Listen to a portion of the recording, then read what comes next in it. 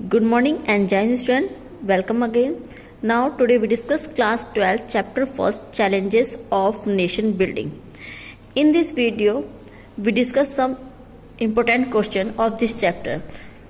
You know very well it's your revision time. Name the leader of the freedom movement of India who was popularly known as Frontier Gandhi. Khan Abdul Ghaffar Khan. ये question आप लोगों का 2014 में आया है. Name the leader who played a historical role in negotiating with the rulers of princely state to join the Indian union. कि कौन से लीडर ने जितनी भी प्रिंसली स्टेट थी अपने क्या कहते हैं अपनी बुद्धि से किस कौन से लीडर ने प्रिंसली स्टेट को इंडिया में मिलाया था, ज्वाइन करवाया था. सरदार वल्लभ भाई पटेल, जिनका आज आप देखते हैं स्टेच्यू ऑफ यूनिटी भी बनाया गया है. Now next question, mention the main recommendation of the state reorganisation commission of 1953 and what was the basics of report of the state reorganisation commission.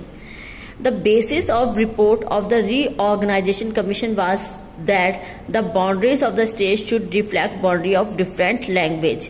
जो रीऑर्गेनाइजेशन कमीशन जो बनाई गई थी किस रीजन से बनाई गई थी, उसका मेन बेस था कि मतलब लैंग्वेज बेस के अकॉर्डिंग जितने भी स्टेट हैं उनको देखना कि कौन कौन सी स्टेट लैंग्वेज बेस पे आधारित है, उनको सेपरेट कर देना. What is the two nation theory advance bye Muslim league. ये जो क्वेश्चन है आप लोगों का 2013 में आया हुआ है. According to the two nation theory consisted of not one but two peoples, Hindus and Muslims. That is why it demanded Pakistan a separate country for the मुस्लिम.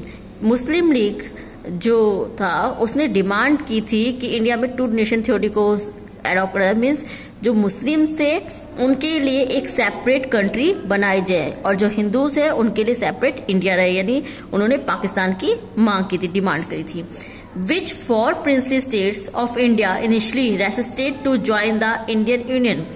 कौन सी प्रिंसली स्टेट थी जिन्होंने इंडिया को ज्वाइन करा था. Princely states of Junagadh, Hyderabad, Kashmir and Manipur initially resisted to join the Indian union.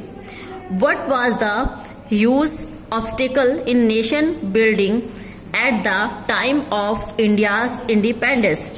And what was the biggest obstacle in nation building at the time of India's independence? The huge obstacle in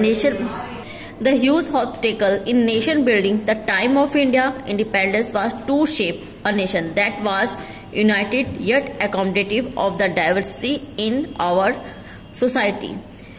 nation building के लिए सबसे बड़ा challenge था कि हमारी जो country थी उसमें डाइवर्सिटी है, यानी अलग अलग टाइप के धर्म हैं, कास्टेज हैं, और इन सबको एक करके एक ही डेमोक्रेसी को फॉलो करना, इनमें यूनिटी बनाए रखना, ये सबसे बड़ा चैलेंज था.